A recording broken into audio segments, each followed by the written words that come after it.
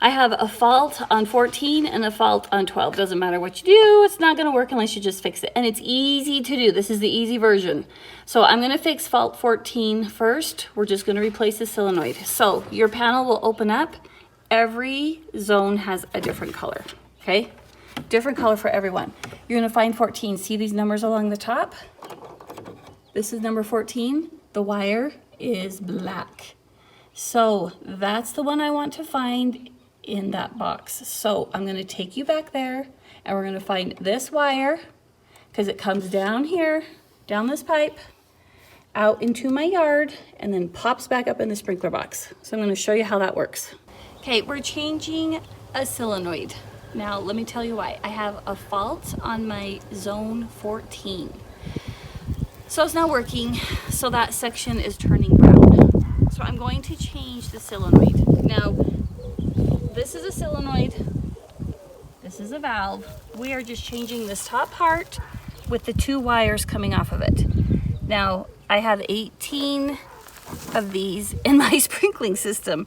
So how are you gonna find out which one is your, say it's zone 14 for you, how do you know which one of these to change without changing all 18?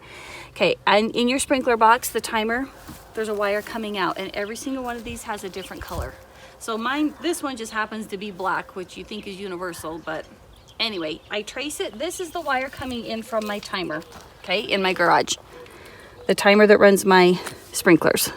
So I find the black one that's coming out of it, and you can see it's right here, coming out of this wire. A landscaper did this whole sprinkling system for me, but I don't know, half the time they all look black. But this is the black one from the timer. Comes to this wire nut, comes to this solenoid. So this is the one I'm going to replace. I'm not replacing the valve, I'm just starting with the solenoid. Now, let me tell you something. These wires are going to be like, oh my gosh, I don't know what I'm doing. I don't think I can do this. I need to call someone. Well, crap, you can do this. Okay, so this is the easy way. Instead of unwiring everything and unwiring this and then taking this off, we're going to snip these, snip, take this off, put the new one on, and we're just going to wire nut here and wire nut here. So it's simple. It's easy for you. You can totally do this. Okay, you just need one wire that's going to go to the ground, which is we're just going to hook onto it.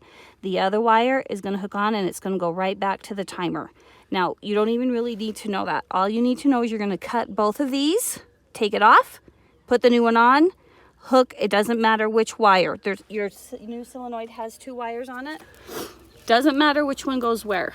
You're just going to have 2 exposed wires, and so it's going to be easy. One goes to one exposed wire, one goes to the other, and you're going to wire nut them, tape them. Then your fault will be gone. You don't have to call anybody or wait 6 months for somebody to come. Okay, so let's do this. Then if you ever get married or get a boyfriend and they don't like your extra 2 wire nuts, they can replace the wire nuts. Deal? Okay, so let's cut both of these. We're gonna give you room. Okay, lower part cuts, top part strips your wire. If you don't have one of these, borrow one from your neighbor. All right, if we can't unscrew this, we're gonna use pliers, but let's try it. Remember, righty-tighty, lefty-loosey. Got a live one. I didn't tell you guys I had a frog in here, but I think he disappeared. He keeps all my bugs and spiders away. His name's Toady, but he's normally camouflaged and you can't see him very well, but right now he's hiding in one of his little cracks and you can't see him at all. Okay, so I'm going to just separate my wires. Now remember, it doesn't matter which wire goes where. Take your cap off. Okay, we're going to screw this on, righty-tighty.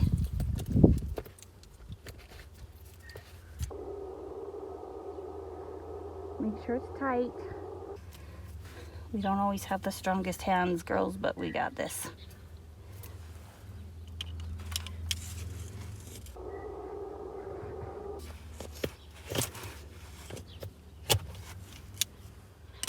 Okay, now we need to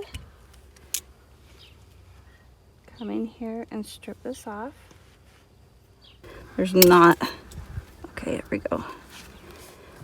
So my strippers are not the best or the newest. Now remember, it doesn't matter which wire goes to which one. You just don't want to hook them together. So these are low voltage. Don't stress yourself out thinking you're gonna die. You're not. Wire nut. Right at the middle. You got this, ladies. Twist it on.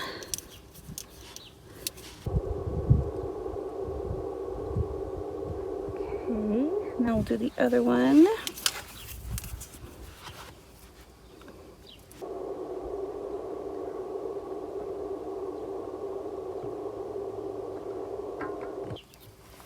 You guys, I lost my nut. There it is.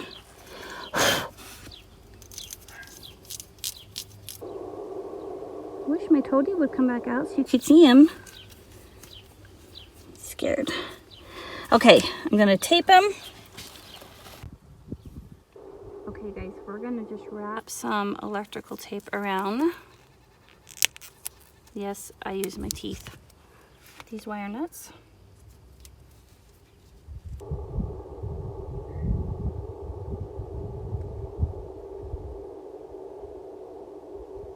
Squeeze that together. Now remember, this is the easy version. Okay, if somebody wants to rewire the whole thing, more power to them. But this will get your sprinklers working and you can do it all by yourself. So all that's left to do is put this top back on and then go back to your sprinkler timer and run your zone. And now my zone 14 won't say fault anymore and I won't have any more burnt spots. Okay, you guys, I turned my water back on. Make sure that your water was off while you were doing that. So I turned my irrigation where it comes into my yard back on. So now we're just going to manually test this and see if my fault is gone. So we're going to go up to zone 14. I need to replace my timer box, you guys. That's going to be one of my next videos for you. 14. Yay! Okay, so here's the deal. I had a 12 fault and a 14 fault. So I still have my 12 fault, but my 14 fault is gone. So that's a $12 part. Do you know I was on a waiting list for 6 months, and that was 12 months ago, to have a landscaper come fix that for me? So now that it's Corona season and I have time, I can do it myself, and you guys can too. $12, one solenoid. Watch this video and you guys can totally do it. You don't need anyone else to do it for you. Love ya. Bye.